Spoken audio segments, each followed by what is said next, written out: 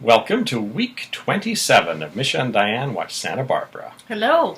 The world's only Santa Barbara after show. Hopefully you have watched episode 128 before watching or listening to this podcast. It's about a 30-year plus after show. Well, you know, sometime in the future everything will be an old show. So we had talked about last week being a short week and how the Friday episode seemed to not have a big Friday cliffhanger, and it almost seems like today's episode is more of a Friday episode. But we think it's odd that they wouldn't have known that there was going to be a preemption for the inauguration, and not aligned the weeks so that the Friday episode was the 4-episode week. But maybe originally it was scheduled for a different time, and they assumed Days of Our Lives or Another World was going to be preempted instead. I don't know, but it just really seems like today is more of a Friday episode. So we'll see, how many weeks things appear to be out of sync before things make sense again.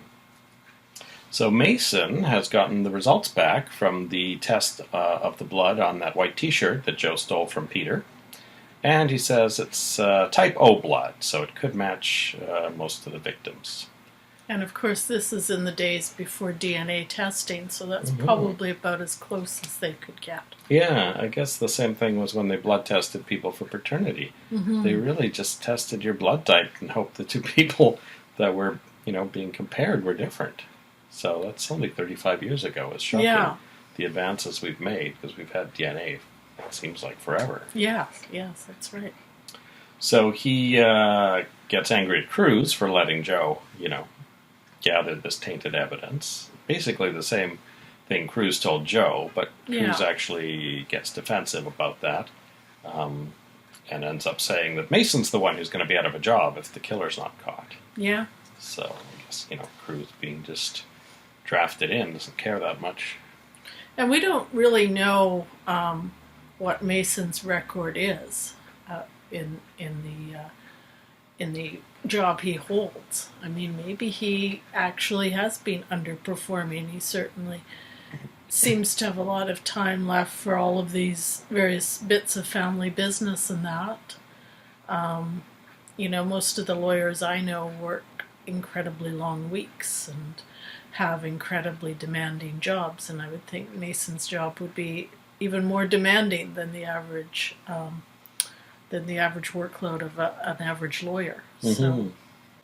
And we have never met the district attorney yet, no, so we don't really know how he gets figure. along with Mason, or if he feels Mason's competent, or anything. So I have no idea if we'll meet him anytime soon, or at all. Yeah. Now Veronica has a really eerie opening scene. She's in an elevator in a kind of ramshackle building. She's in the elevator with what turns out to be the landlady of the building, or the manager, who's got the newspaper, and they're discussing the murders, and she says, a lot of the girls in this building don't want to walk around unattended, and so Veronica gets out, and the hallway she gets out on has like a light that's like kind of fluttering because it's not quite wired properly, I guess. And we're like, is this where, we know Veronica doesn't live there, but is she maybe shopping for an apartment because she can't afford her house anymore now that she's been fired? So it's kind of weird that she's in this place, and she knocks on a door and it opens, and we hear Peter say, "Oh, hi, Veronica."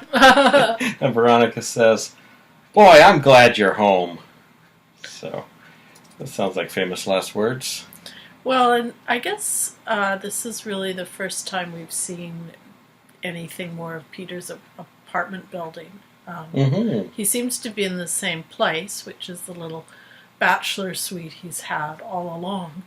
But I don't think we've ever realized just quite how run down it was. I think the lighting in the hallway definitely is more dark. In the past, when, let's say, Mason followed him home, or Augusta, we did see a little bit of the hallway, and it was, it was fairly bright, like all the other hallways we've seen on the show. But just a burnt out light is enough to give the whole building a different feel, I guess. And it definitely reinforces what Peter's lost with his, with the breakup of his engagement to Kelly. He jumped at the chance to have a job with Capital Enterprises and the company car and everything. I'm sure he was looking forward to moving up to more substantial living arrangements too. And it really reinforces what that meant to him materially, in addition to his emotional attachment to Kelly. So Veronica, having cleaned out her desk at Capwell, had found a folder with some papers of Peter's, so she's come over there to return them in case they're important. He goes, no, they're not important. But then she makes the mistake of mentioning that she saw him at La Mesa that night, which I hadn't really realized that she was a potential witness, that he was there just as they were closing, because she had been trying to avoid him. And so he was like, oh, I didn't know you were there. And I guess he's probably remembering that. She says, yeah, I remember after we met at the hospital, and then I went to La Mesa. And anyway, this is, of course, the worst thing she could say, because now he realizes someone can place him there right at closing time.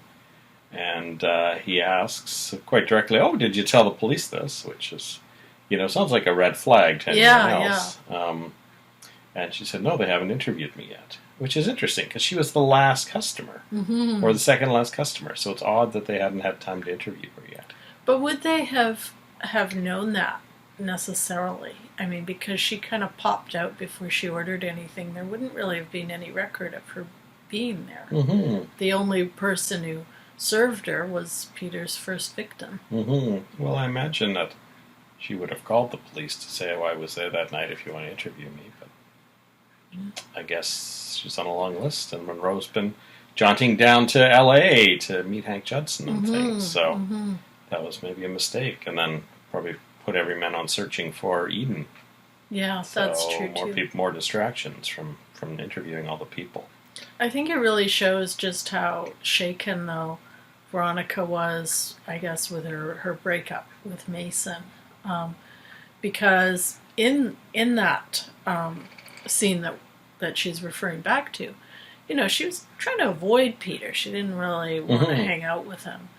And now she's kind of, feeling safe with him. In fact, she even says, oh, I feel so much safer with you.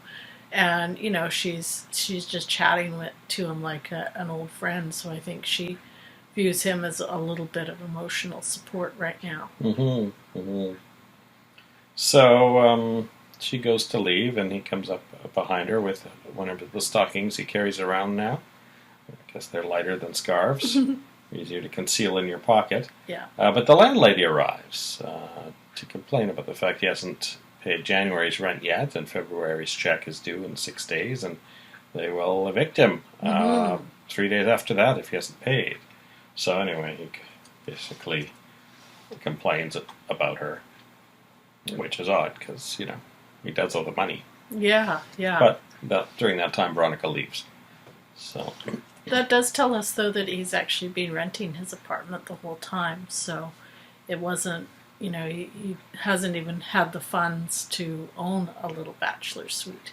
Eden wakes up in the hospital to find Suzanne Carlyle in her room. Of course, Sophia in disguise, who she had met the day before when she was interviewing Kelly.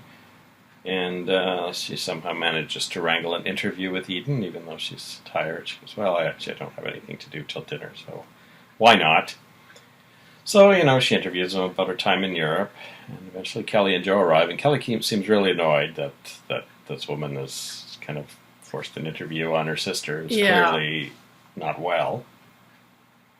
But then at one point, Suzanne asks Eden why Cece never remarried, and Eden basically says he never loved any women as much as he loved Sophia, I guess, is what she says. So I think Sophia's getting more of a reason to maybe stay in town, or maybe even reveal herself. Yeah, probably really what Sophia wanted to hear, although I certainly concur with Kelly's point of view of, this really isn't the time or place for that kind of conversation. Even knowing that Sophia is in disguise, I would have expected her to kind of lay off that line of questioning for a little bit while Eden's lying there dazed and bloodied and bruised. Yeah. So Get Well Bouquet arrives, and Eden looks at the card, and it's from Peter Flint. And Kelly and Joe are like, what is going on? So Kelly tells her to stay away from Peter, and she's worried that Cruz had told her and Joe not to tell anyone, right? Yeah. So she's like, I don't know, Cruz will be angry if I tell you, but just stay away from him. He's dangerous, basically. So, then Veronica arrives later, and she mentions that she had seen Peter that morning, which shocks Kelly, and she now is, realizing Veronica's in danger and says Peter might be the killer. Yeah, she just says it outright. Yeah, but Veronica has some flashbacks to interactions with Peter, and then comes up with the conclusion that that's ridiculous. And in fact turns down an offer of a ride from Joe and Kelly, which in the end doesn't make a difference. No. But it does give us a good sense of her mindset and why she might take chances that maybe, she shouldn't. She says she's only 2 blocks from the hospital. So Cruz arrives and meets Suzanne. And then Cruz tries to see if any of Eden's other senses might be helpful in identifying the killer, and she remembers that he had young, feeling hands, and that he tried to put some perfume on her. So I'm wondering if this perfume is maybe the kind his mother wore, because remember he had that diatribe about his mother at one point when Ginger was talking about his past. I didn't remember that, but obviously the perfume does mean something personal to Peter, because we know that it's not the one Kelly wore, although she did vaguely remember it. Because he was in an orphanage, right? Yeah. So that's why I was almost wondering if it might be one that Ginger had worn, or if it might be... Because I'm trying to think where Kelly might have... Oh, that's right, because Kelly said it seems familiar. Yeah. Okay, yeah, maybe Ginger. Yeah, that makes sense. So Kelly and Joe ask Cruz and Eden to be their best man and maid of honor at the wedding. Now, Amy and Marissa I believe they were at the hospital too, right? And they're talking about going to a movie, and it seems like there's a movie, like almost in the building. It's almost like it's a complex, and there's a movie theater. That's what it almost seems like. Well, or near the hospital, near the building. So Brick arrives, and Amy invites him to the movie, and they end up going off together, leaving Marissa on her own. Yeah. What? I thought we were all going. So they go to a black and white movie, and Peter Flint walks in and sits behind them now. All the times I've envisioned Peter Flint being 2 feet behind Amy's neck, it wasn't like this. So. No. So he engages them in conversation, and it's clear that he is trying to create an alibi. Because he said earlier, I think I can kill 2 birds with 1 stone. So I think his intention is to have an alibi during one of the killings so that he can get rid of his witness and also have an alibi. And Marissa eventually arrives there, and Peter says, "Oh, hi, Mrs. Perkins," and that's when I realized they both worked together at Lyman. Yeah. So he now has 3 witnesses who can place him at that movie, and he's sitting behind them all. So during the film, he sneaks out. Now, at one point, Brick goes out to get popcorn and comes back, so he does not, actively notice Peter's missing, but maybe in the future he'll have some vague remembrance of Peter not being there. But I mean, he could just say, I went to the bathroom in the middle of the film, right? Yeah, and thinking of all the many times I've been in a movie theater, I mean, usually you're stumbling back to your seat in the dark. You don't necessarily notice who's around you Of course, on the show it's lit so you can see everything, but in real life I can certainly see him not noticing Peter. So Peter goes into the bathroom, uses some paper towels to unlock the window and open it. Props the window open with, I think, the perfume box that he carries around so that he can sneak back in later, and runs the 2 blocks to Veronica's house. Meanwhile, Veronica's getting ready for the hot tub, and she's been drinking wine, and she's put on her tape player, listening to music, and she calls Mason, so she has something very important to tell him, but he hears that she's a bit drunk and ends up hanging up on her and says, "Oh, call me in the morning." And of course, this is Mason being prime Mason as well, that you can tell he's really not going to forgive her anytime soon. I think Mason's going to feel really bad in a couple of days. Yeah, and probably a little bit stupid too. Because he's not, when a potential witness tells you that they have something important to tell you, then I think he could have put on his professional hat, regardless of the disappointments he's had in their personal relationship, and talked to her. This is, Mason's actually usually pretty on the ball, even when he is juggling personal stuff. He's usually pretty on the ball with the work stuff. So this is, I think, his first big slip up.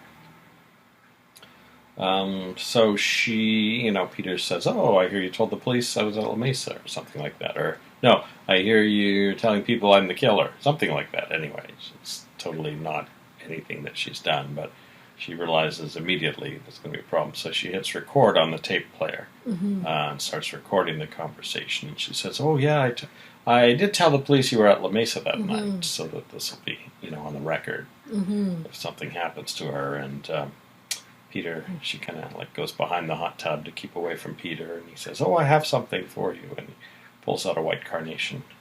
Yeah. So that does not bode well for Veronica. No, I think we'll see a white chalk mark on the ground next time we see Veronica. IMDb says she's in the next episode, but I expect it'll be in the same way that Summer and Yeah. Barbara were in their final episodes. Yeah. I kind of vaguely remember this bit with the tapes. So I'm wondering if I either got home early on that Monday or I was home on a Tuesday and they reprised it a bit. It might be crude. I wouldn't be surprised if they ignore the tape, they mishandle it. It's like, possible, whoops, we almost erased it. It's possible in the future they'll replay that segment. Yeah. Weeks from now when finally someone plays the tape. So Yeah. I think it'll end up in a box and maybe, I don't know. Get Mason lost for a while Mason might almost get erased. And, Mason might just put it on for music one time while he's thinking about Veronica, and then it'll suddenly start playing. It'll be interesting to see who ends up playing it. Yeah. I mean, it's evidence, so probably, should be in a box in Mason's office at least. So. But we do see, before Veronica lets in Peter, because she always looks at the door to see what she's going to be facing on the other side. We do see her give a little hesitation, and then it's kind of the same. You can see it's almost the same thought process as she went through when Joe and Kelly first told her about Peter, where she considers it, hesitates a little, and then, oh, that's ridiculous. And so you can sort of see her just physically go through the same process when she opens the door. Yeah.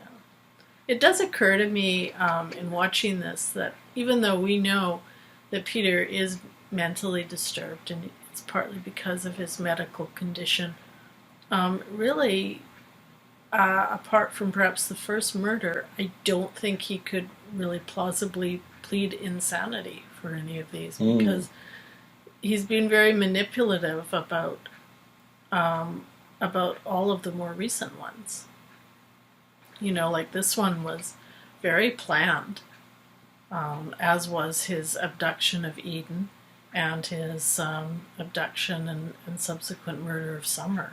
He plots the whole alibi thing in the movie theater and pops out the window and runs over and kills Veronica, and we assume clambers back into the movie theater in time for the movie to end. Yeah, I imagine we'll see that. We may see. I just feel we may see a bit more of this scene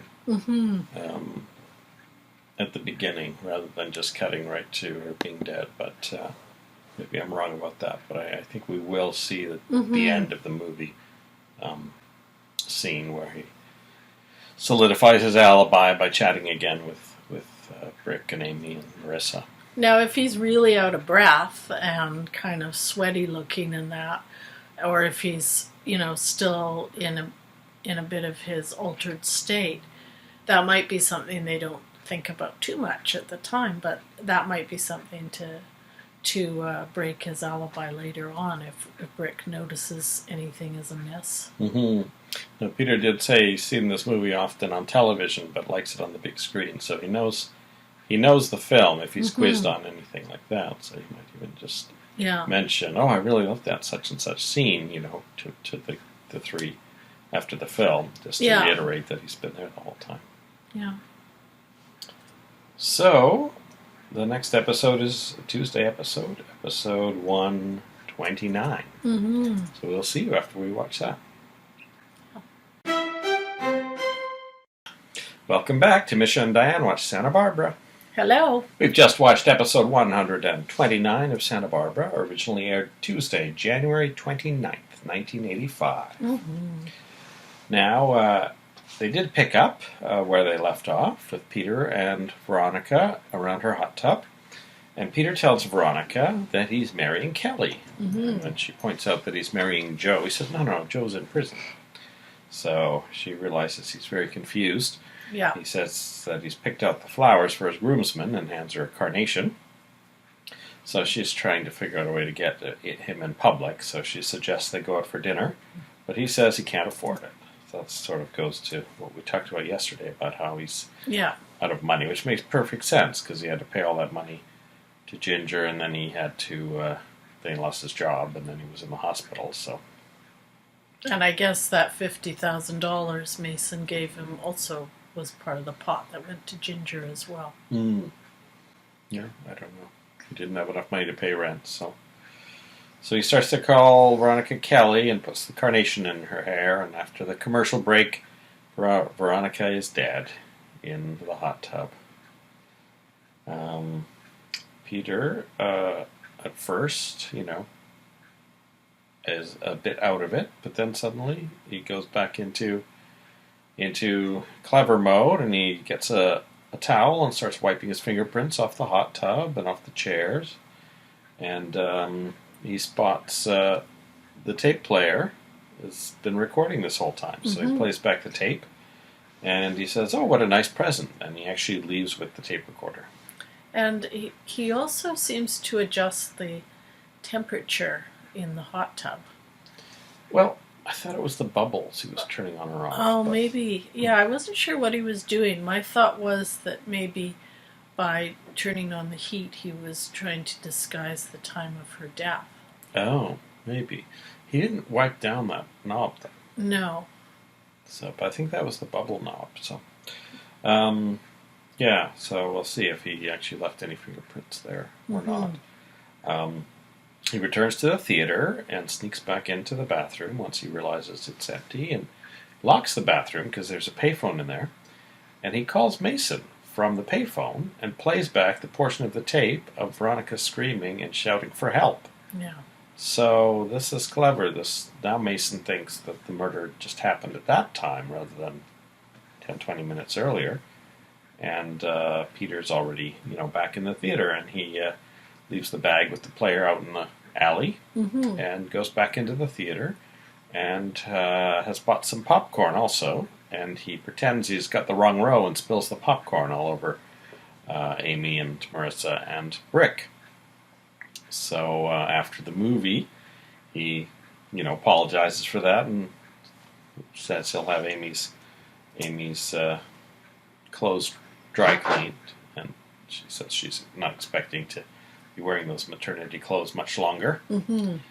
And then he kind of obviously can't go, without mentioning the issues between them. So he starts out with, "How's Jade doing?" Which is, it's a little bit creepy. Yeah, very creepy. Still working in the cafeteria, Marissa. And then I hear Joe and Kelly are getting married. And then he thinks, sorry about the trouble I've caused. I've got a good doctor now. Mm-hmm. So it kind of heads off her, she's not going to make a scene at this point about him shooting her son. Yeah. So after the movie, Peter goes back to the alley the normal way and grabs the bag with the tape player, and he plays the tape for himself on the way home. At one point, while Veronica was trying to get him to go out to dinner or something, she'd said, "Oh, I could wear your flower." Mm-hmm. So when he hears her say, "Oh, I could wear your flower," he says, "Oh, you're wearing it now." Yeah, he's having a jolly old time. It's like, there's like the Peter, there's the murdery Peter, there's the confused Peter, there's the kind of doesn't care that he's murdered people Peter. And I know he's created, in some ways he's created more than one alibi for himself, because of course he's done the whole thing in the theater with the Perkins sitting behind them and making a big show of being there. But of course in calling Mason and playing him the tape and it creating the illusion that Veronica was still alive when he had actually already killed her, he's also, in a weird way, made Mason a bit of an alibi, too. Mm. And that's why I thought perhaps he had adjusted the temperature, too, to go with that idea that Veronica was still alive at a time when she clearly wasn't. Mm-hmm. Yeah, that could be. That could definitely mess up. Could definitely mess up their ability to figure out when she was dead. However, I don't know if his little ploy with the Perkins worked quite as well as he hoped, because they find it weird and creepy that he's talked to them at all. And none of them are, obviously they're not happy to see him, they don't want to talk to him. And even Brick is kind of wondering what's really going on. Mm-hmm. So he's managed to make an alibi, but I think he's aroused suspicions as well. Mm-hmm. Well, he could just put it down to, he hasn't been feeling well since Joe shot him. Now Elizabeth visits Warren and asks him to bring a message to Lionel, in which he says he doesn't want to do. Warren leaves a note for Augusta to say he's leaving town, and decides to have a drink with Elizabeth, and she's going on about how, her life isn't what she wanted and all that stuff. And she ends up telling him not to run away, as they're commiserating about their problems. So Warren goes to visit Lionel, and suggests that maybe he should investigate while Lionel is in prison. And Lionel actually thinks, oh, why didn't I think of this before?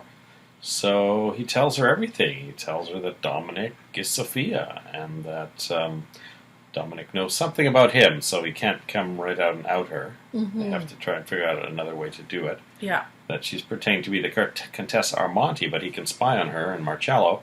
It tells her how to get into the secret room that Peter built into the linen closet. Yeah. So I had no memory of Warren being in that closet. So now we have another person who knows about it.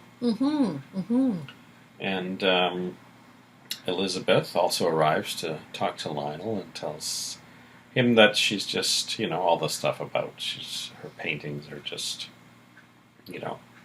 clones of other things, and she can't really come up with her own ideas. When she looks at a blank canvas, all she sees is other people's paintings. So she says she just wants to stop the forgeries and the counterfeits and everything. And I don't know if it was intentional or not, but it did seem to me that her accent was slipping a little bit when she was talking to Lionel and, talking about just trying to become herself rather than always doing everything in counterfeit. So we have a little bit of what we saw with Summer, in that suddenly her storyline is getting wrapped up very quickly. Her forgery storyline's wrapped up. She doesn't want to have anything to do with it, so she wouldn't be buying forgeries for Cece either. So she this seems is to troubling. Have blonde highlights as well. She's very blonde, and she's trying to disengage herself from all the plot lines on the show. So that does not bode well for a blonde in 1985 in Santa Barbara. Not in this world, anyway. And it also, I kind of hadn't remembered how this whole Amanda Lockridge thing had ended. And I think we had talked a little bit about how especially with Cruz joining the police force, that the writers seem to have decided to just truncate a bunch of the existing stories. And so I don't think we're going to hear about Eden and Cruz looking for the emerald anymore. Suddenly Elizabeth is gone. She does go so far as to say, no one will ever discover the paintings are forgeries because I'm that good. So that even cuts off the possibility that Cece will notice his are forgeries. So they've basically wrapped up the whole Amanda Lockridge plot in a couple of throwaway lines. And that's why I couldn't remember how it ever resolved itself, because I suspect that this is going to be the last of it, and they're not even going to mention it again. I don't know. We still have the log out there, so we'll see if Lionel does have the opportunity to try and use that against the Capwells. But yeah, I had a feeling. I had to remember being very annoyed that the Amanda Lockridge thing didn't really play out well, or in a way that was satisfying. And I think this may well be it being wrapped up. If that is the case, I think maybe with the serial killer thing and with the future developments in the whole death of Channing thing, maybe they discovered a richer story mine, or a story that they felt they could take more in a direction that they wanted to go. Maybe they didn't quite know where to go with the Amanda Lockridge thing, or the whole missing emerald thing. One thing I learned on the Santa Barbara cruise, one of the attendees had the original Bible that was written for Santa Barbara. Apparently the writers changed who the killer is. And watching these episodes today, I don't know if they had yet decided to change who the killer is, or if the original killer is still intending to be revealed. So that'd be interesting to see, to find out when exactly did they decide to change who killed Channing. Yeah. So I'm going to see if I can get a copy of the Bible and get a sense of, what changes were made when. Yeah, that'll be fascinating. Ted wears a goofy shirt. He's got some weird, almost leathery-looking trim around a it's more like not even a V-neck. It's like a double I on top of each other neck. Well, my first thought was that maybe this came from the same clothing collection as that bizarre shirt that Warren was wearing for a couple of weeks.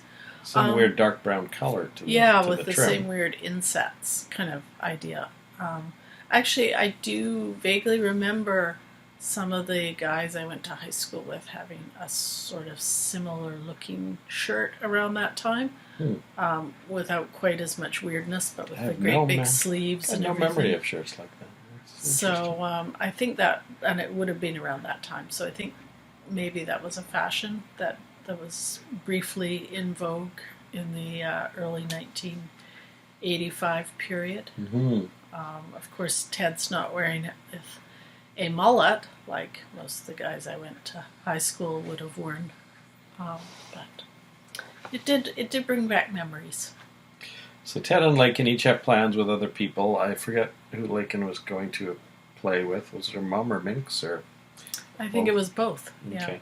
Yeah. And Ted was planning to meet with Kelly and Joe about something. To do with the wedding, something they had to get set up. I think or a third party. Something. And I think a third party was involved, and they changed their plans. So in the end, both of them thought they weren't going to see each other, and then both of their plans fell through, and they end up having Ted go over to the Lockridge house, and he and Lakin have a little bit of a good evening. They decided not to plan anything and just see how things went, and they were just about to go for a drive when the tailor arrives. Mr. I forget, starts with an M. Well, the tailor has arrived with Lionel's tuxedo jacket. And as Lakin goes to get her checkbook, he mistakes Ted for Warren and says, "Oh, I saw your dad on television wearing your tuxedo jacket." And Ted is like, "Well, how do you know it was mine?" He goes, "Oh, I remember when you brought it to me 6 years ago because you'd torn it. What was it, climbing over a fence or something?" And suddenly Ted puts it all together. Oh my God, it wasn't Lionel that killed Channing, it was Warren. And Lakin, pays off the Mr. M. And Warren arrives to remove the note that he had left for Augusta, because now he's not going to leave town. Yeah. And while Lakin's upstairs, Ted accuses Warren of killing Channing. Mm-hmm. And they wrestle for a while, and Lakin separates them, but Warren ends up punching Ted out. And as he runs out, he says to Lakin, "Tell Ted to keep his mouth shut." So, now, I don't know, Warren might have to just live in that linen closet, because if he checks into that hotel under his own name... Warren's going to be spending a lot of time in that little linen closet, I think. Yeah, so hopefully Warren can find out something from Sophia and Marcello before he gets put in jail. But then, if he does get arrested, that probably means Lionel would get released. So, so there. I mean, roles he's got might this switch. Skipping bail charge, but I think they probably would let him out and just charge him with a fine or something for skipping. Plus, they'll be having their hands full with the serial killer thing for at least another week or two. I think. So they might just end up swapping Warren for Lionel and not worry too much about Lionel. So Lionel could go back to sitting in the linen closet. So Mason calls in all units go to Veronica's apartment. And this is the first time it's clear that Veronica lives in an apartment because, she has that hot tub. This seems to be right outside her door. But it could be a basement, ground floor suite. Maybe. When Mason showed up and started searching it, there were all these angles we'd never seen. So it made me wonder if perhaps there was another hallway that was like a common hallway that led to that exterior door, and that wasn't actually her apartment. I don't know. So, and he asked them to tell Cruz to meet him there. And so Mason gets there first, finds her in the back. Cruz arrives a few seconds later. And Cruz says, "Oh, this wasn't this Eden's secretary?" Mason says, "Yeah, and before that it was my secretary." No, the other way around.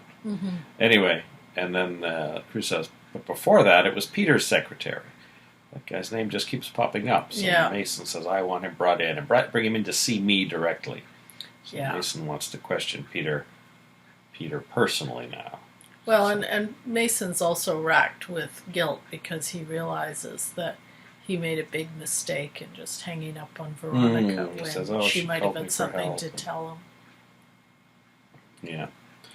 So, Cruz brings Peter Flynn in. Peter arrives at his apartment, seems to have enough time to throw the bag into the door and lock the door again. And, of course, he wants to be arrested because he wants it all to come out that he has an alibi, right?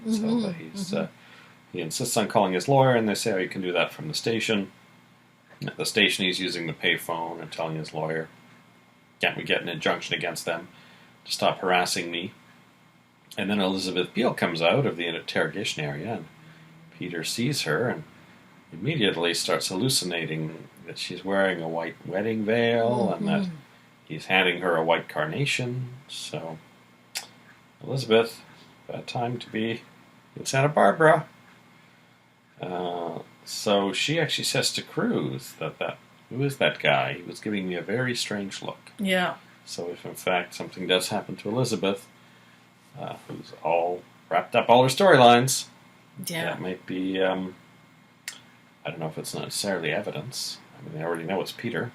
Well, it's another mark against Peter, and perhaps it will, especially Cruz. I mean, he's got a personal stake in this with what happened to Eden, and Mason now too. Yeah, and Mason as well, and it might just be that one more little thing that makes them dig a little bit deeper into the alibi Peter's going to offer. Maybe they'll even talk to the Perkins and hear Brick's sort of take on how weird it all was. And maybe they'll even, figure out, or maybe it'll make them want to,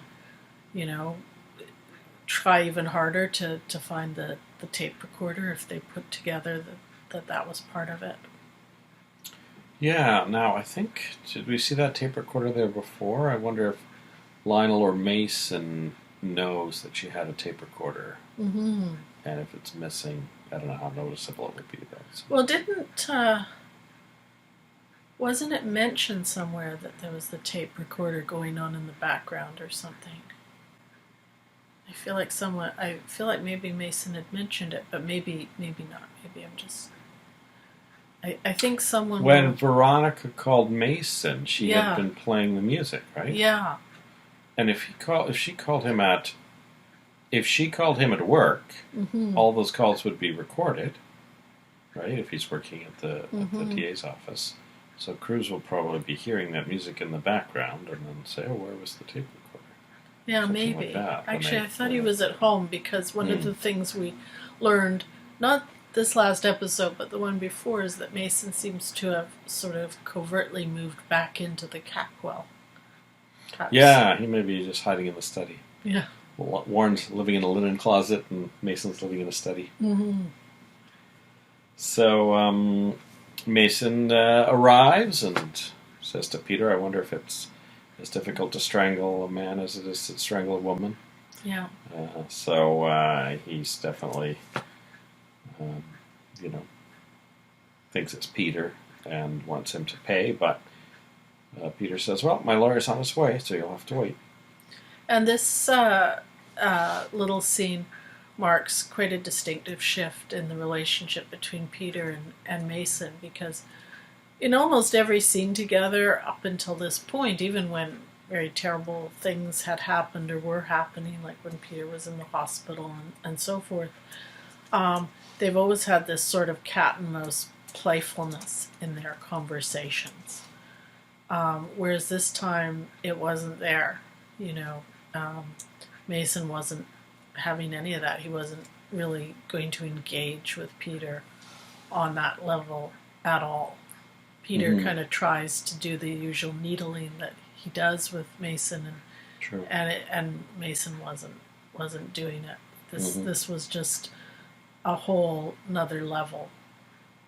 So I think it'll be interesting to see how that plays out going forward.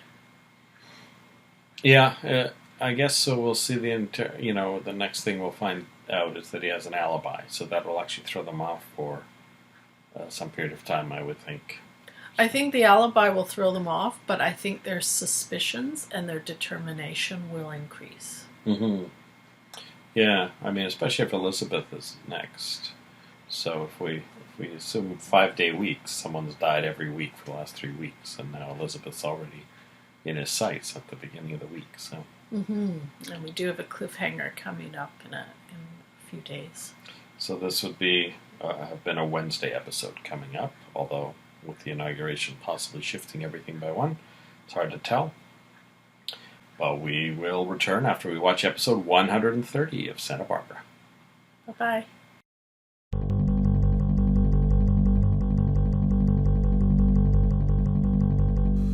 The Carnation Killer seemed to be sticking to a strict weekly schedule in the early weeks of 1985. So barely a week after Summer Blake's memorial service, she was joined by the killer's third victim, Veronica Gailey. Veronica Gailey was first seen as Peter Flint's secretary on his first day at Capwell Enterprises, eventually becoming Eden's secretary when Peter was fired for trying to kill Joe Perkins. Veronica was the friend and confidant of Lionel Lockridge, spending time with Mason Capwell in order to spy for Lionel. Due to her growing feelings for Mason, she eventually stopped spying for Lionel. But when Mason found out she'd been harboring an injured Lionel in her apartment, he dropped her and fired her from Capwell Enterprises. With Lionel in jail, and Mason wanting nothing to do with her, at a time when the town's blondes were being stalked by the Carnation Killer, Veronica turned to her former boss, Peter Flint. Unfortunately, she made the mistake of mentioning that she had seen him at La Mesa the night Barbara Anderson was killed, and she became the Carnation Killer's third victim. Veronica Gailey may have one day reconciled with Mason Capwell, and have risen to a well-deserved high-ranking position at Capwell Enterprises, were it not for the events surrounding Peter Flint's obsession with Kelly Capwell. Veronica Gailey now joins the other residents of the Kelly Capwell wing of Santa Barbara Cemetery, a small but growing section dedicated to those who would still be alive if not for Kelly Capwell. Hello. Hello. Welcome back to Misha and Dianne Watch Santa Barbara. We've just watched episode 130, which originally aired January 30th, 1985, a Wednesday.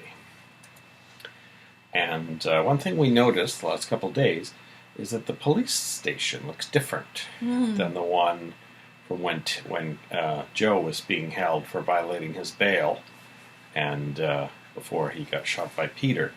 The angles seem different. The direction to the interrogation room, it all seems a bit different. So it seems to be like this middle section where there's a desk, sort of on the fourth wall, we can see a desk, and then there's a little gap. It's almost a hallway, but it has a desk.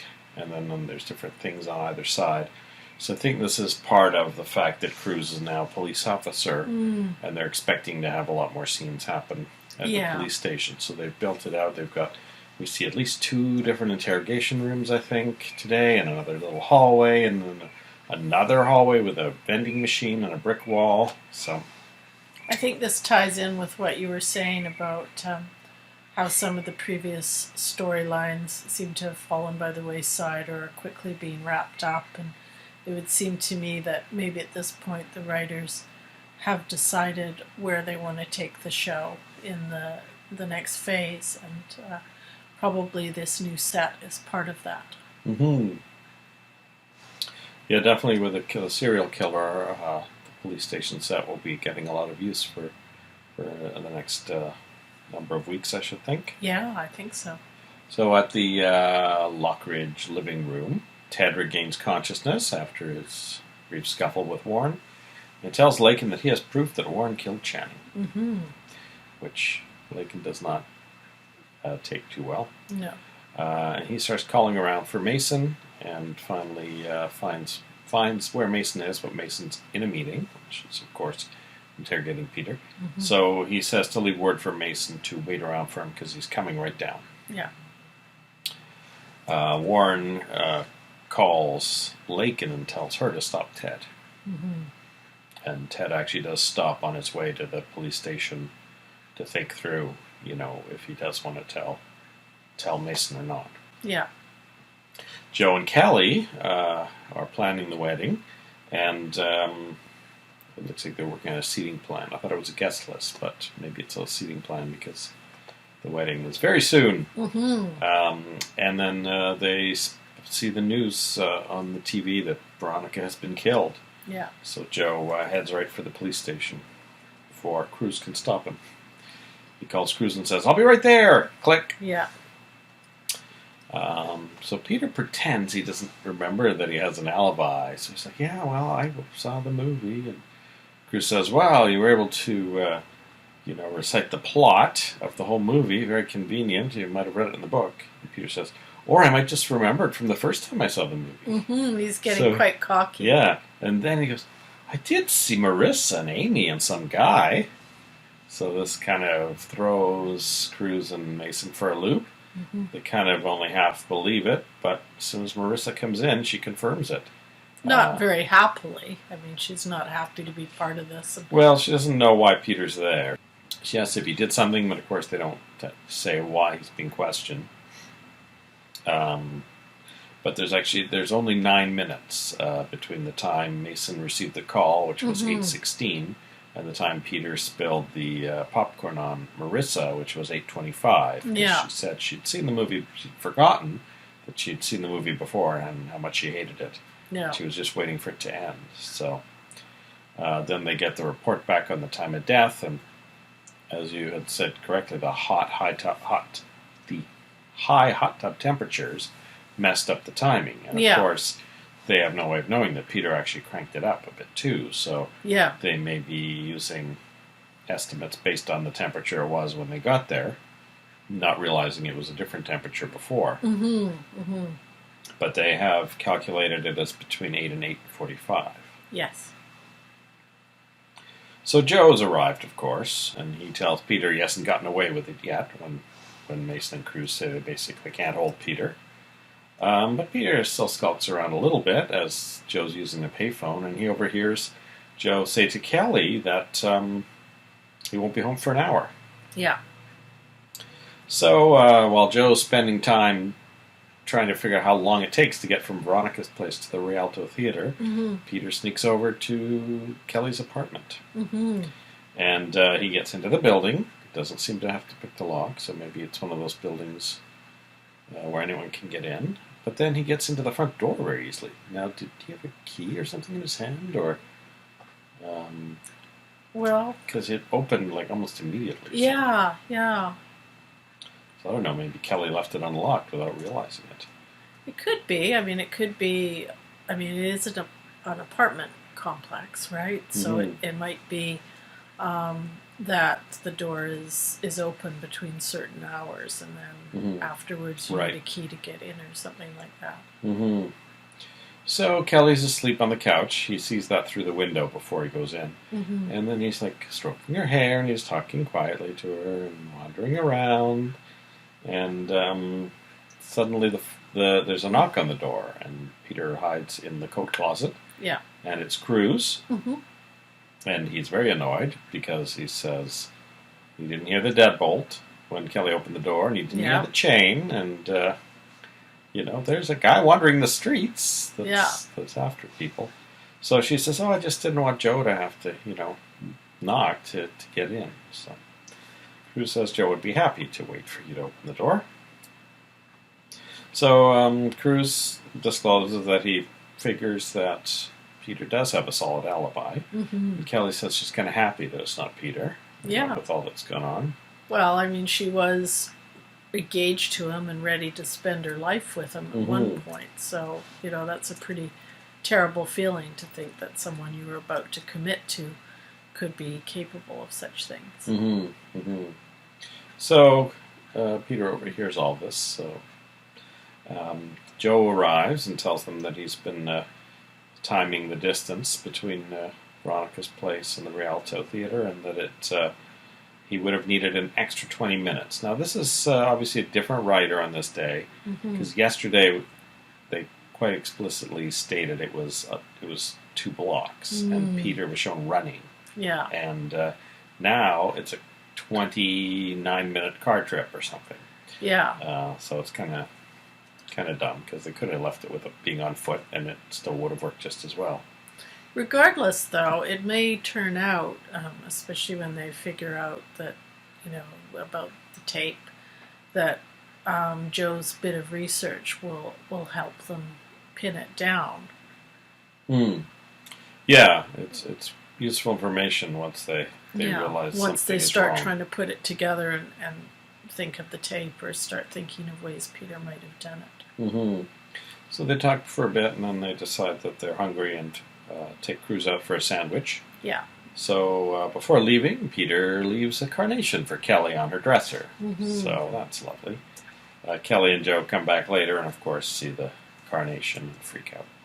And I think in doing this little gesture, I think Peter has once again actually put the eye back on himself, or because it has to be someone who is connected to Kelly. And, there's only a certain limited number of people who would be capable of killing all these women. I mean, another woman is probably not going to be at all part of the scenario, Unless he's going to try to frame Joe somehow. But there's probably not too many other people who could know all of these same people. So he's kind of put them back to thinking that Kelly is at the center of all this, at least, at the very least.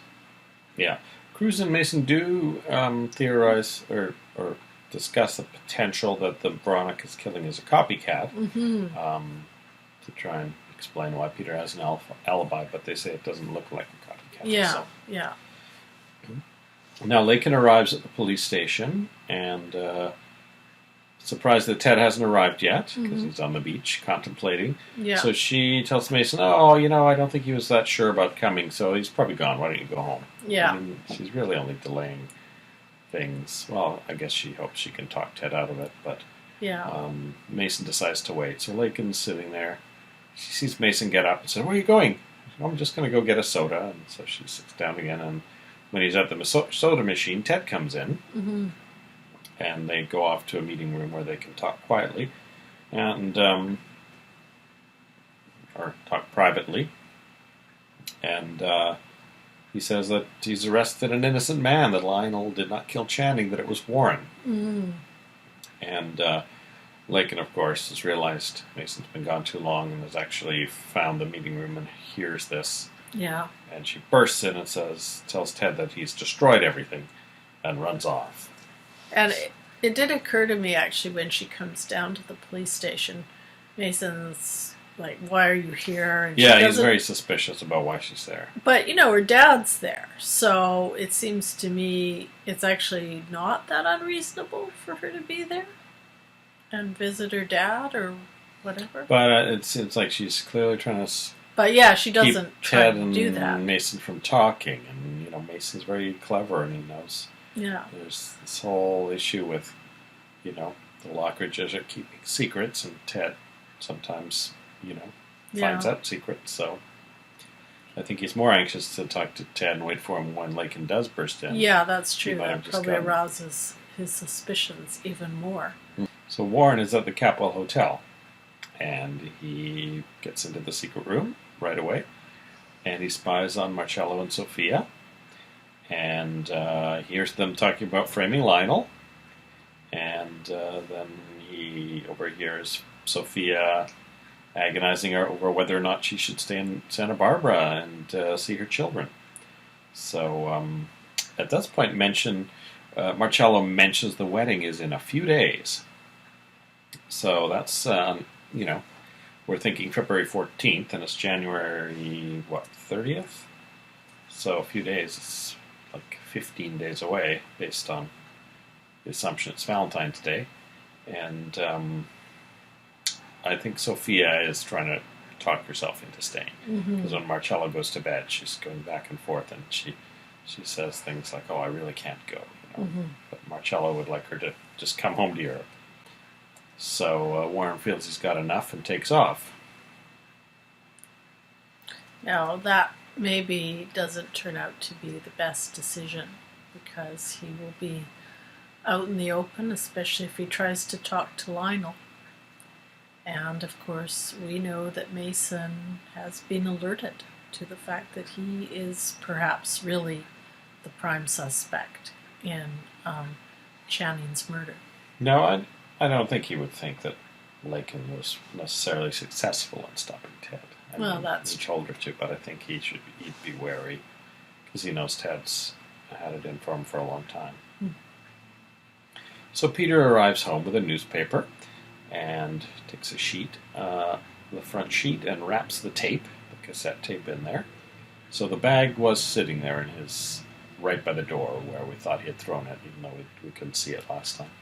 And he puts the tape in the bathroom. Actually, he plays a little first. He checks the bathroom for spies, then he plays the tape a little bit, and then he wraps it up and sets the newspaper on fire. But he spots something in the headline, and he puts out the fire, grabs the paper. So I think the tape is just in his sink now. I don't think it's caught fire. So I don't know how long he'll forget that tape, but he sees the headline, "City Prepares for Capwell Wedding," and there's a bunch of other things, but the main bit is, "Fairy tale coupling is to take place tomorrow afternoon." So somehow we've really rapidly jumped from 15 days to a few days to tomorrow within the space of an episode. And I kept expecting, if he was going to try and destroy the tape, that he would just grab the tape and pull it out and, crush the case. Which, tapes are not really that indestructible. In fact, they could often be wrecked without you meaning to wreck them. So they're surprisingly delicate in some ways. So that's what I keep expecting him to do. But still there intact as far as we know. All surprised that the tape didn't end up in Mason's custody, so maybe a long time before they find that tape. It also occurs to me that even if he does destroy the tape, it might only be partially, that they might still be able to get something off of it. Mm. Or that if Mason or whoever remembers that Veronica had the music on in the background, someone might eventually say, hey, what happened to Veronica's tape recorder? It's not being accounted for at the crime scene. Mm-hmm. And if they find even the tape recorder in Peter's possession, then they'll know that he was there. Tomorrow might be a good day to search Peter's apartment, because when he finds out the wedding is tomorrow, he says, I better get my suit. I'm getting married soon. Yeah. I don't have much time left. So we were, of course, figuring that Peter would show up at the wedding. Now he's going to be showing up in a suit, ready to be married. So he might try to kidnap Kelly before the ceremony and take her to some kind of weird wedding ceremony. He could still kill one or two people before and after the wedding, too. Some wedding guests. Or some news reporters. Yes, or some blonde people who Could be happen to be walking down the street. Be a very famous blonde news reporter at the wedding. And that said, we'll be back after we watch episode 131 of Santa Barbara. Bye-bye. Welcome back to Misha Dianne Watch Santa Barbara. Hello. We've just watched episode 131, originally aired Thursday, January 31st, 1985. Last day of January, still 2 weeks away from Valentine's Day. Ted asks Mason why he hasn't arrested Warren yet. And Mason basically says, if we had a bunch of adolescents running the department, things might get done faster, but we're making sure things get done correctly. Besides, Warren's not going anywhere with his father in jail. So the logic of that is a bit odd, because if they have evidence that it wasn't Lionel, they'd have to let him go, so he wouldn't be in jail anymore, right? Yeah, even if that's Warren right. was out of town. That's right. So we find Ted reveals that Lakin broke up with him and doesn't want to talk to him ever again. Throughout the episode, he ends up in various rooms with her at school and at the church during the rehearsal, and she doesn't want to speak to him at all. So Mason eventually does question Warren, and Warren reiterates that someone is trying to frame them. And Mason tells him not to leave town, and he leaves the office, and then Ted comes in and he ran into Warren on the way out and says, why didn't you arrest him? And he says, well, because he's right. He is being framed. I've been getting tipped off all the way along about the coins and the tuxedo. So basically Ted says, well, then if that's true, then I lost Lakin for nothing. Now Cruz is going over Sally's apartment. So this is now the new Cruz. He's a cop now, and for the rest of the show, we're not going to ever hear about spies or anything again, I suspect. He finds Peter's footprints in the closet, and works out that he probably was in the apartment when Kelly was asleep, and that he ran in there when she heard when Cruz knocked on the door. So Joe's not too happy when he hears that Kelly had left the door unbolted. Yeah. Although the ease that Peter got in is a bit surprising. Mason and Cruz then go to the theater to look over the whole sequence of events related to the popcorn, and it does, they do agree. It seems kind of pat that Peter just happened to spill popcorn on his witnesses so they'd remember he was there, but they just can't get around the fact that he didn't have time. So, Mason says none of the ushers saw him leave the theater, and Cruz says, well, when I was a kid, I used to let my friends in to the bathroom window of this theater, and so they check it out, and it's a nice big window, and they even find the crushed box that might have been used to prop the window open. Yeah. Now, we were theorizing this might be the perfume box, but it didn't appear to be the case. No. Interesting thing, though, is if that has a theater has a history of kids letting their friends in, Peter's really lucky that the ushers didn't do a regular sweep and lock the window. Yes, that's right.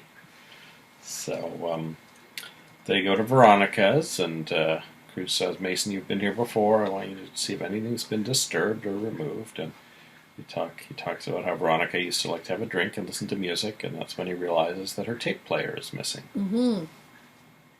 And then Cruz remembers the phone booth at the theater in the men's room, or the payphone, and thinks, well, maybe Peter recorded the murder and played it back for you when he got back to the theater. And Mason says, well, yeah, but I would have known that it was a tape.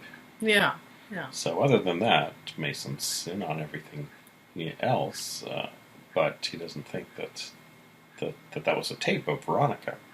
I wondered, as they were exploring this idea, if there would have been any way of contacting the phone company or whatever, or just finding out if that phone had been used at the time of the murder.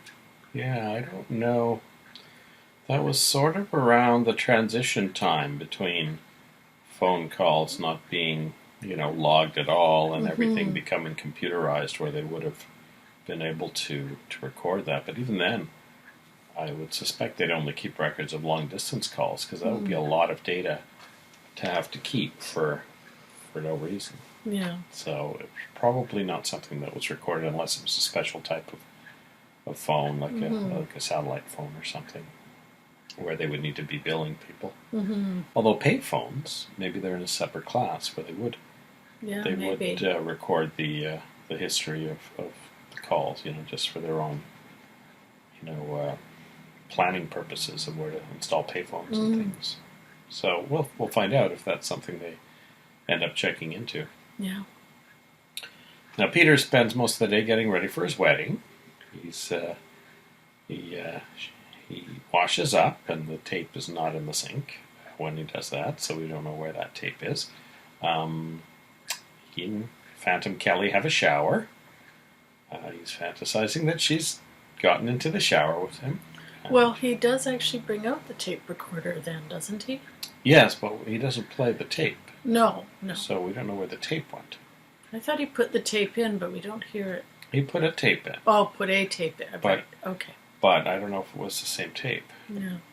So he's singing Get Me to the Church on Time at one point, and I was just having a leisurely day getting ready. He says, I've got lots of time for, I guess the rehearsal time was mentioned in the paper. And this is, I think, yet another aspect of Peter's illness. Maybe it's a sign that it's getting worse, that I don't think we've seen him actually have these kind of day-to-day interactions with Phantom Kelly before. Yeah, because he's like having conversations with her, and then in the mirror, oh, you scratched me, and I kind of like it. You can do it again. I'll scratch you too. So, very odd. So Cruz shows up at Peter's place and says, "No, it's not official, just a friend." He goes, "Oh, I don't think you're my friend." He goes, "Oh, I always thought you were my friend," says Cruz. Just trying to get invited in. And finally, he gets invited in.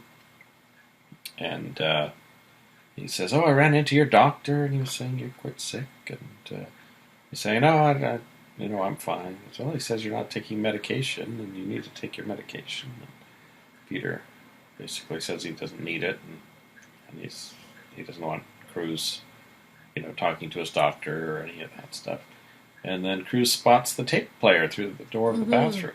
So he asks to use the bathroom and makes a quick note of the serial number, etc. So I think, maybe if Veronica's logged a warranty on that when she bought it, that serial number would be in there, and that would definitely give them enough for a warrant, I would think.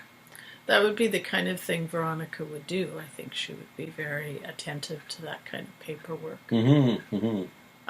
The thing I liked about this little encounter between Cruz and Peter is Cruz actually does give him some legitimate information, because he really has been to speak to his doctor, and the doctor did ask him to speak to Peter. So although he is under, in the conversation hoping to trip up Peter and hoping to find something, he there's enough sort of truth in it that it is legitimate as well. Mm-hmm. And I think that makes it more convincing. And, he does almost trip up Peter. Peter almost says that he's going to get married. Yeah, well, actually, yeah, the way he says it, Cruz says, "Oh, well, if you're that sick, you should take your medicine." He says, Yeah. "If I'm going to die, then Kelly will never," and then change it to, "Nobody will ever want to have anything to do with me." So I think this is the first indication that Cruz has that Peter thinks he's going to die. Yeah. So now this is actually make a whole lot more sense as to why Peter would risk all these things if he knows he's going to die anyway. And then, of course, getting the opportunity to catch sight of the tape recorder, which they, pretty much nails it that Peter was there, at the very least. I mean, there can't be that many of these giant red tape recorders around. Mm-hmm. So Mason gets a phone call from a woman who says, "Oh, I think the Carnation Killer's after me," and she screams. He says, "I need to know where you are. I can't help you unless you tell me." And then Cruz comes on the line and says, "Well, was that a tape or was that live?" So he hired an actress to record that, and Mason agrees that yes, perhaps Veronica was not calling him live. Perhaps that was a tape. So they've really quickly, processed these clues and come to the correct conclusion. It's only been like 2 days, and they've already gotten so much evidence on Peter. And, with a warrant, they could get that tape recorder. Yeah. It would be admissible, I would think.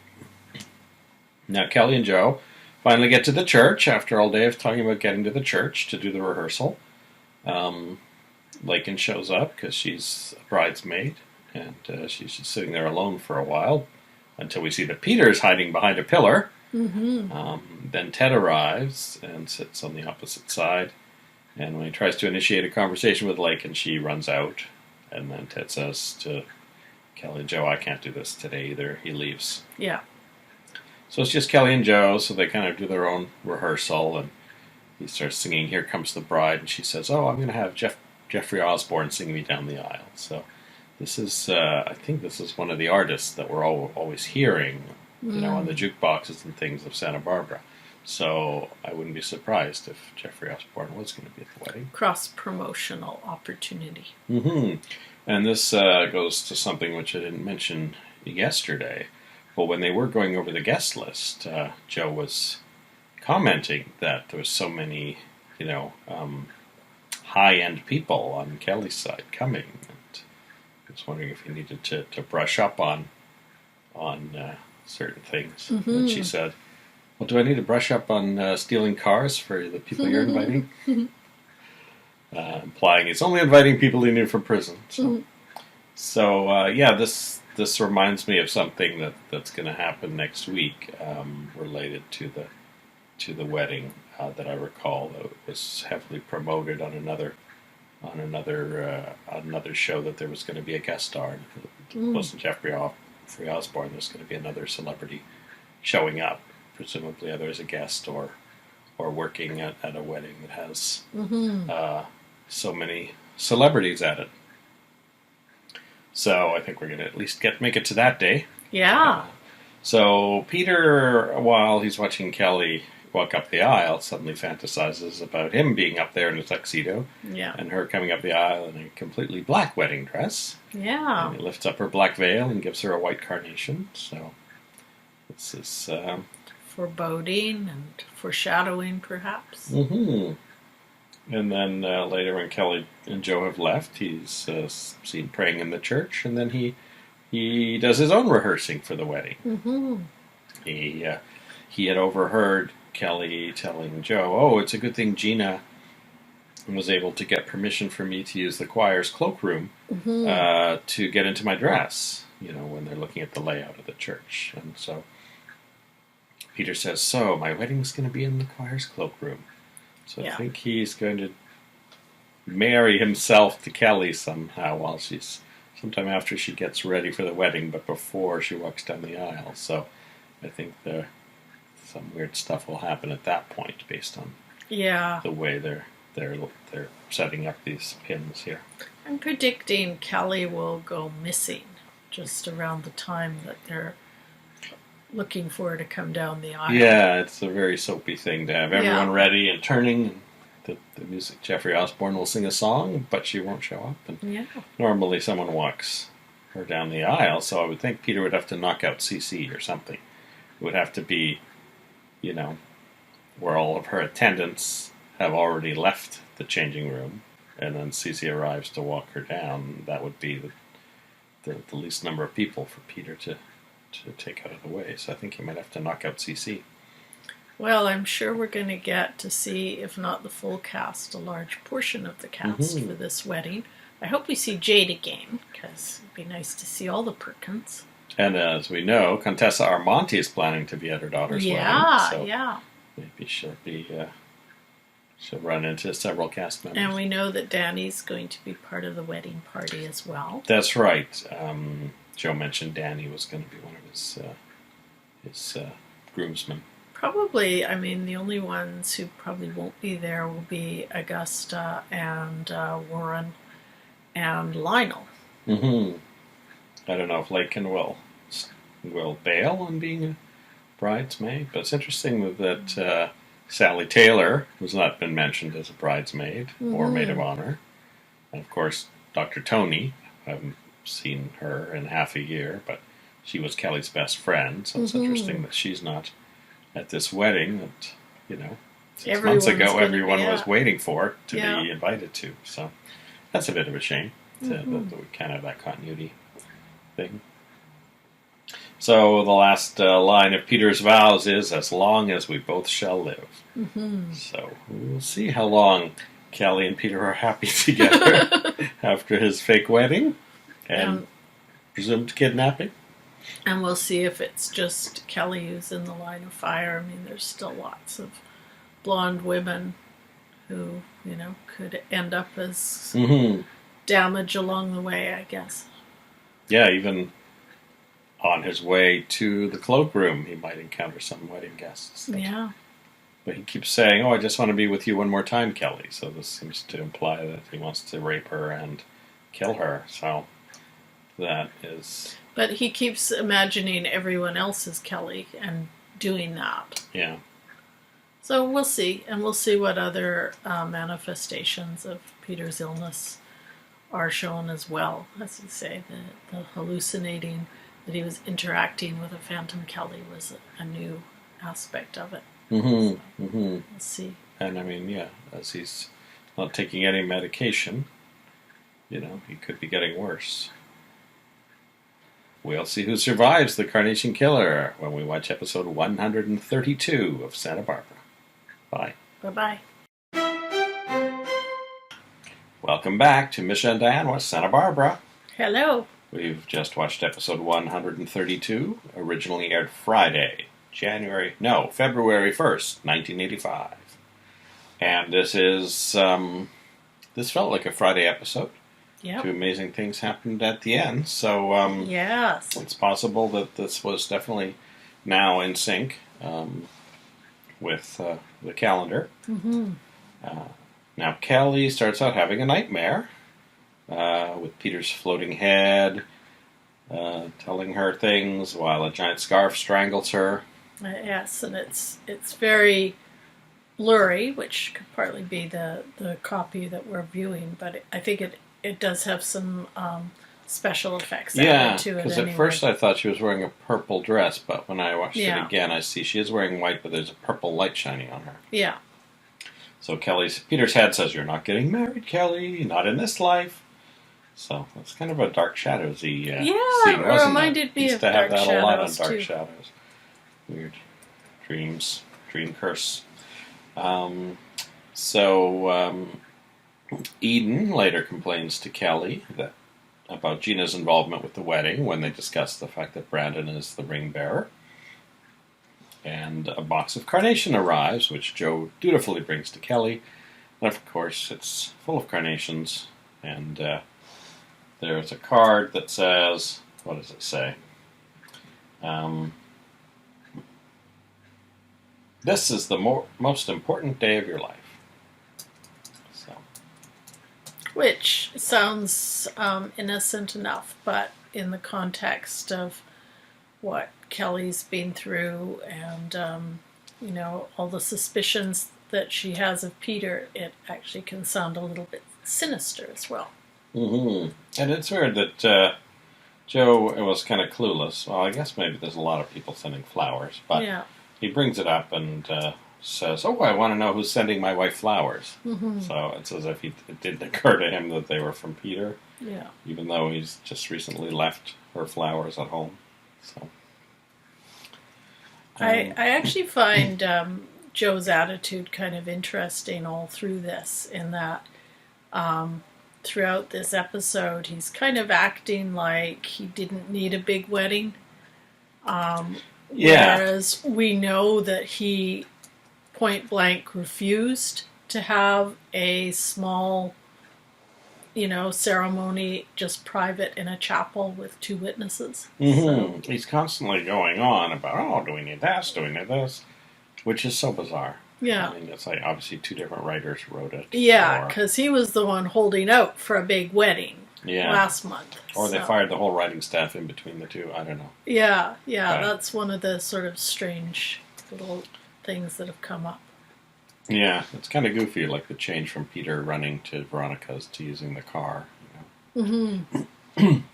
And the other thing is that this day could just as easily have been the day after yesterday's episode, or 2 weeks later. Yeah. So if they hadn't mentioned that the wedding was tomorrow, yesterday, in that newspaper article, if they'd said it was the rehearsal or something, then it wouldn't have been so nonsensical. Yeah. Because there's a clean break between yesterday's episodes and today's, so they could have it could be 2 weeks later. And obviously is now that it's Valentine's Day. Assuming that's the day they're still getting married. So. And, that, I agree, and that's one of the things that I find I'm a little bit incredulous about, is that this is supposed to be the day of the wedding, and they're busy setting stuff up. And, I would think for a wedding like that, of that magnitude and that importance, this sort of setup would have happened, probably started a week before, kind of thing. Mm-hmm. So they're doing stuff in the atrium at the Capwell Mansion. Yeah. So I think we'll have some kind of reception there, similar to when Channing had his big party there. That's where they had it. So that probably makes sense, but the number of people they've invited sounds huge. So yeah, I imagine there'll be press there too. Mm-hmm. I can picture that. Cruz takes the opportunity to mention to Joe that the warranty card on the tape player was not filled out. Yeah. So we can't link Peter to that. But I would think Cruz, having spotted the exact type of tape player, would have been enough for them to get a search warrant. Mm-hmm. And then they could dust it for Veronica's prints, and that would be a link. So. Yeah, you'd think so. Now, Sophia suddenly comes across Lionel's tuxedo hanging in front of the door to the presidential suite. Mm-hmm. And there's a note in it telling her that she planted the note on the wrong tuxedo. Now, I assume this was probably left by Warren. That's what I'm thinking. Yeah. Yeah, even though we didn't see them planning that.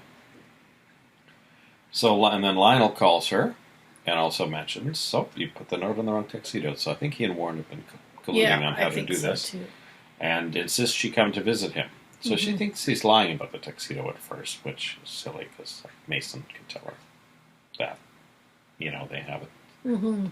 So before Suzanne arrives, Lakin shows up and tells him that she wants to switch schools.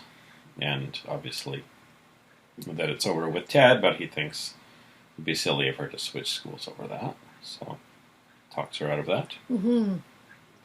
Then Sophia does show up, disguised as Suzanne Carlyle. And Lionel tells Sophia that now that Warren is implicated, he will expose her. Yeah, because this, was a whole revenge plot by Sophia, but it was against Lionel.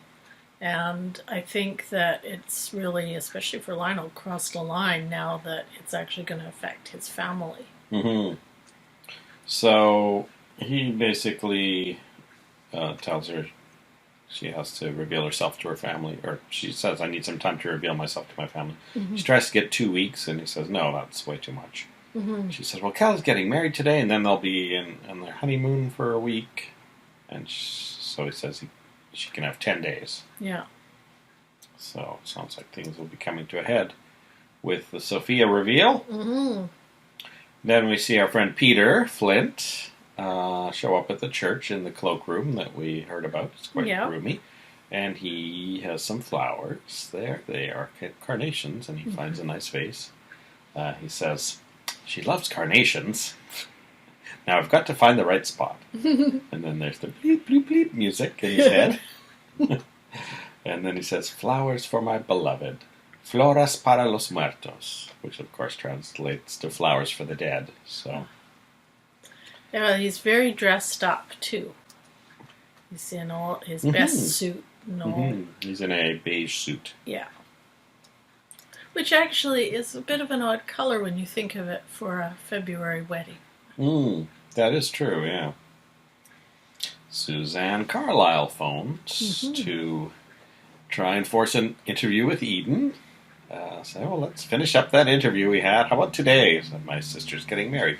Okay, how about in the morning? I see that the wedding's not taking place till whenever, she said. So she tries to get to a 10 a.m. Interview, but Eden suggests 11:30. Or no, Eden says it's got to be early. Yeah. And she says 10. So Suzanne says, okay, be here at noon. And Eden says, I'll be there at 11:30. And they decided to use Marcello's room. So they said he was in 304, I think. Yeah. But in the end, he was actually in 301, so.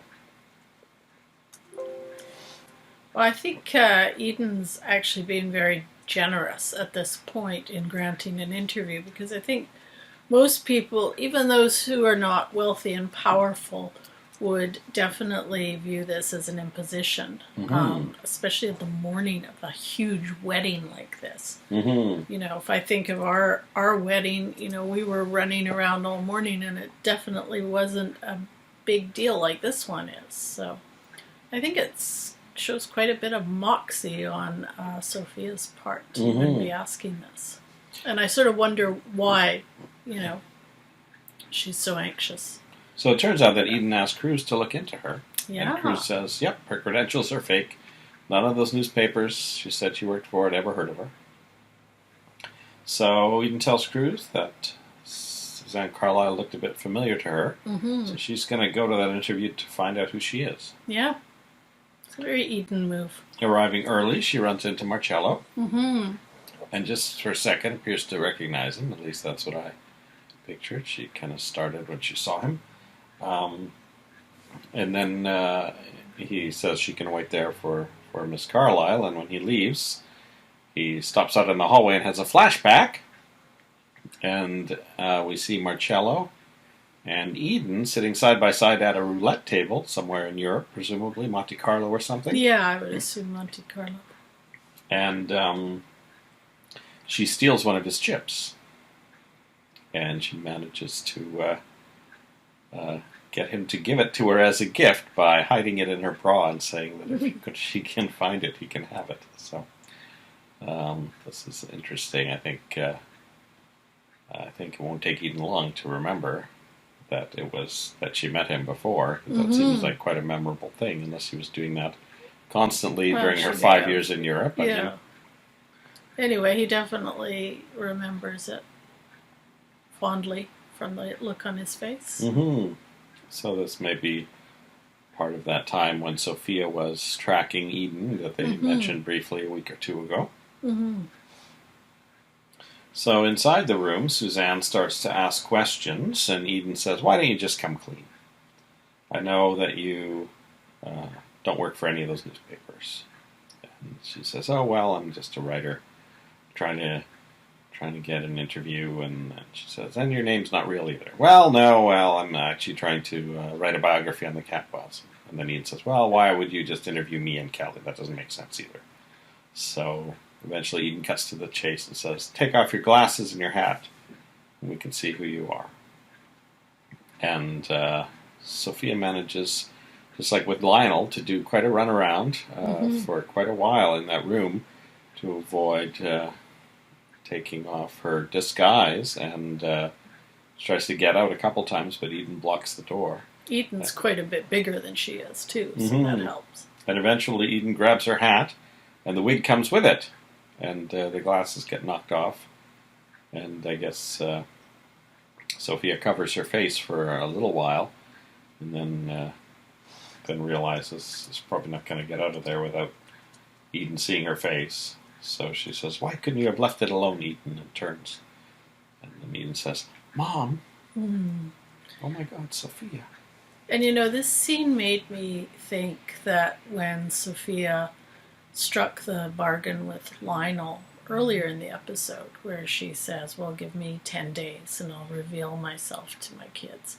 I wonder if that 10 days was really her thinking she would reconnect with them in disguise and then maybe sneak away again. Because she certainly resists revealing herself to Eden in this,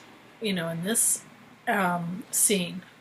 And it would have been probably a really obvious time to do so. That's a good point. It's like, she doesn't really have the intention to follow through with what she promised Lionel based on that scene. Yeah, I think that's why she wanted that extra time.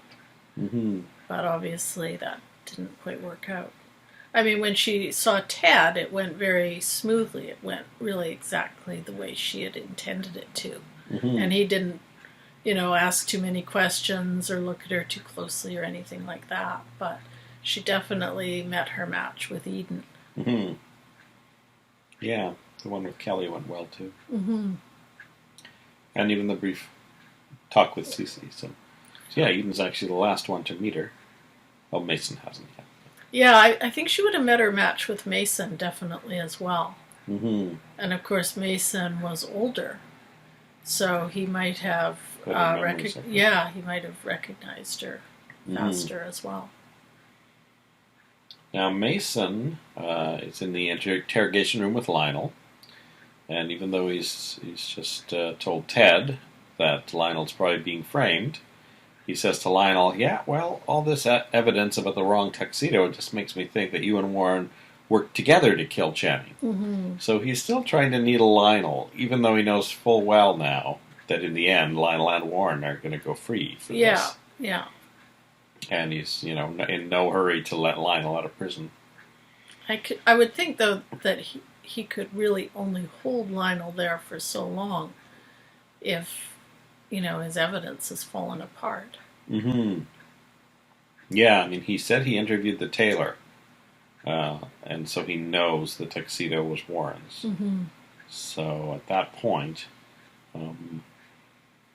well, that's the only evidence he has, right? Although the phone calls from Dominic, unless he didn't document them at all. So, but then they must have been documented, because how could they get a search warrant, right? So, yeah, those two things together, Mason really probably wouldn't have too much of a case to hold him for much longer, because they have all documented all this stuff, and Lionel's lawyer, I would think, would have access to that. So then Mason goes to the Capwell house and hands Kelly and Joe a gift. He says, even though I wasn't invited to the wedding or asked even to be a groomsman or an usher or whatever it was, but usher. So then Kelly goes, "Oh, Mason, you can come to the wedding." Yeah. And Joe's very moved too. And I have to admit, I was a bit surprised to find he wasn't even invited. So I wonder if that was CC's doing. Kelly's got police protection. Yeah. You would think having Mason there, like, for that, from the protection side of it, would make sense. Now, obviously, there's going to be bad blood between Joe and Mason. But I was thinking the lack of even inviting him was probably more CC's influence. Yeah, I think they mentioned that. Yeah. I mean, not inviting him to the house afterwards is one thing, but not even inviting him to the church, which is a public place. Yeah. So, and then Mason apologizes to Joe for all the hand he had in keeping, Joe in prison and trying to send him back there. So, I don't know if Joe actually accepted the apology, but it was out there. So he says that he hoped someday he and Joe could be friends too. So it's interesting. Obviously, Cece's the driving force behind everything Mason did. So. But it was interesting what Mason said to Joe in that little speech, and he said, you didn't take my dad's money, you didn't, come here to live, and, you've really charted your own course, even though it's harder. Mm-hmm, mm-hmm. And he said, I really admire that and respect that. And I think that's something that Mason really wishes he had been able to do himself. Mm-hmm. Yeah, that's true. Lakin arrives to drop out of the wedding.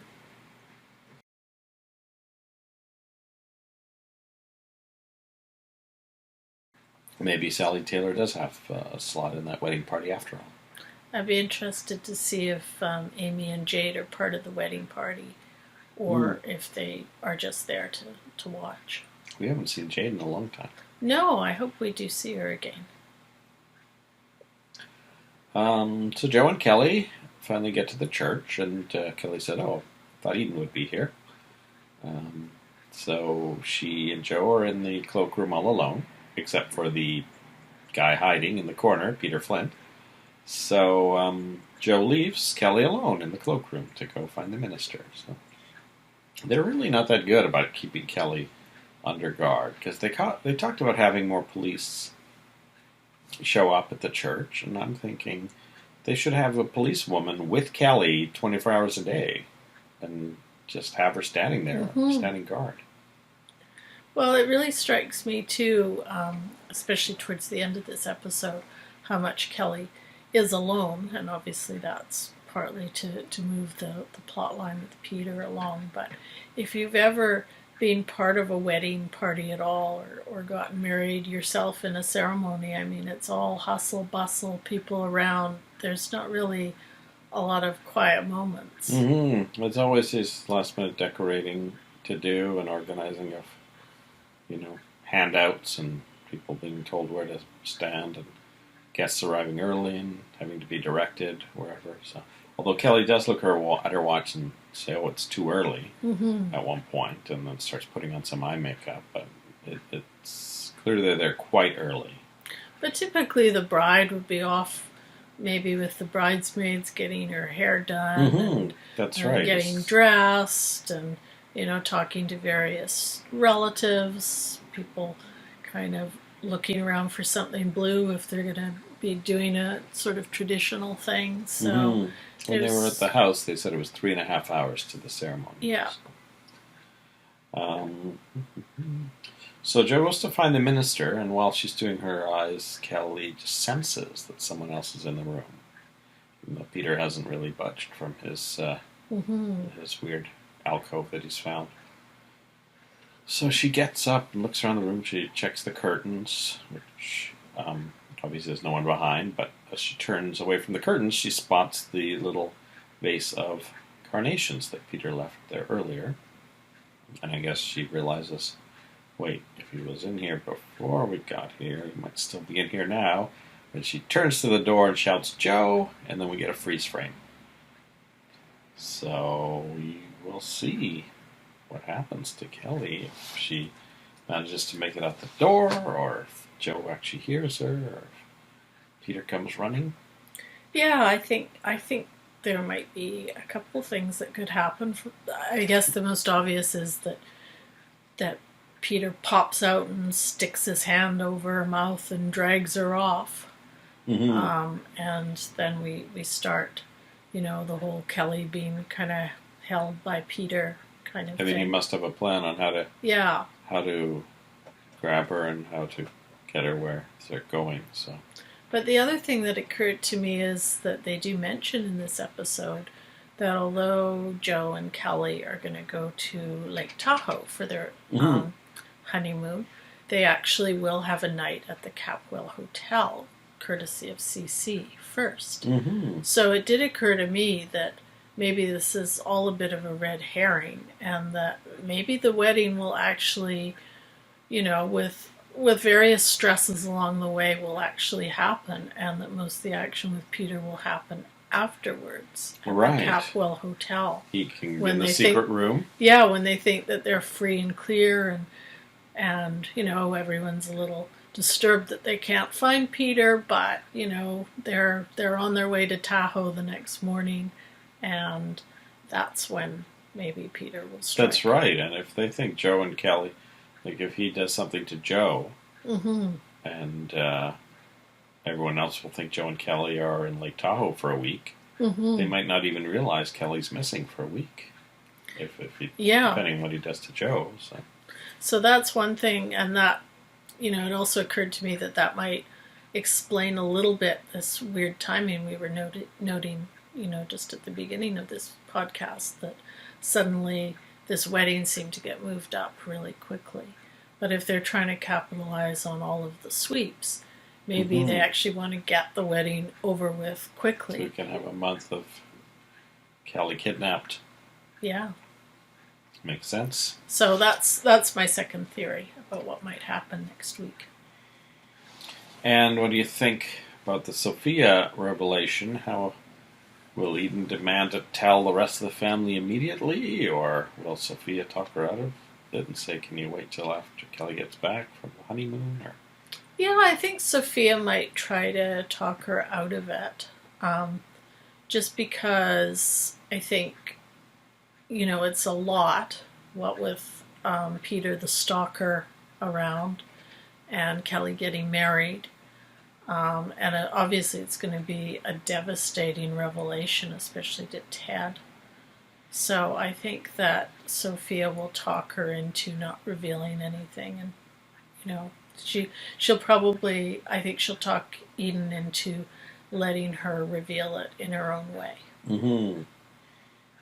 Now, I'm wondering if Eden will, realize how much she's now influenced Lionel being in jail, and might think, well, we probably shouldn't be leaving Lionel in jail for this if you're alive, and he didn't have any reason to kill Channing, so. Yes, but remember, Sophia does still very much believe that, or at least part of her believes that Lionel did in fact try to kill her. Mm-hmm, mm-hmm. So I think that might be something she conveys to Eden, and I don't think Eden will necessarily have a lot of sympathy for Lionel one way or the other. I'm not sure Lionel getting out of jail will be a huge cause for Eden. Well, it'll be interesting to see what Eden.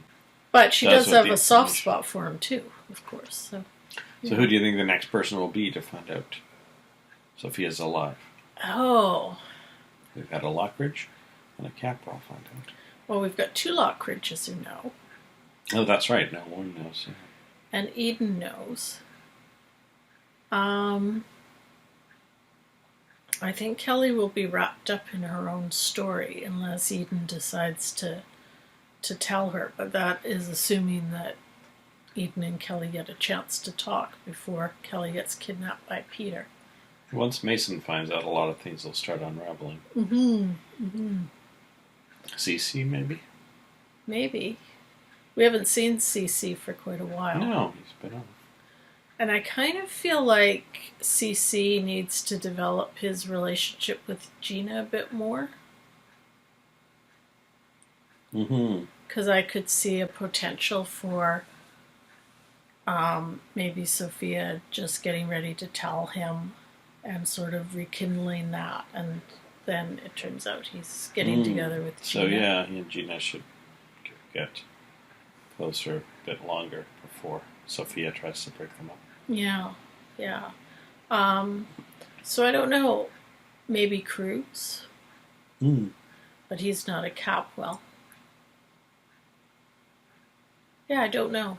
I'm not sure how it will unfold. And now that Veronica is dead, who do you think the next cast member will be to leave?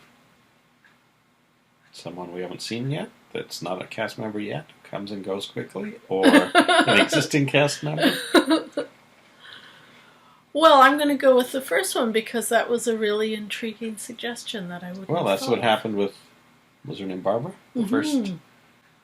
And we've got a ton of probably blonde people showing up for a wedding tomorrow. That could be killed off, that are one-day wonders. So. Well, and I think some of the people whose storylines are wrapping up, like if we see Elizabeth again, I think it probably won't be for very long. If she's not killed off by Peter, I think she'll, go back to, I think she'll leave Santa Barbara and maybe do something else. Mm-hmm. So that's a possibility. I don't know. We haven't seen a lot of Jade and Danny. I wonder if they're sort of receding from the story. We'll see about that. Yeah, I'm feeling Elizabeth, has been wrapping up her story, so one way or the other, she's probably on her way out. Yeah. On her way out of town. All right. Anything else? This is no. The end of week 27. Oh, we forgot to mention last week was the 26th week, so one half a year. So we have started into the second half year of Santa Barbara. So next week we will start week 28. See if anyone gets kidnapped. See if anyone gets murdered. See if anyone gets married. And we will watch episode 133 of Santa Barbara. See you then. Bye. Hi, Veronica. Boy, am I glad you're home.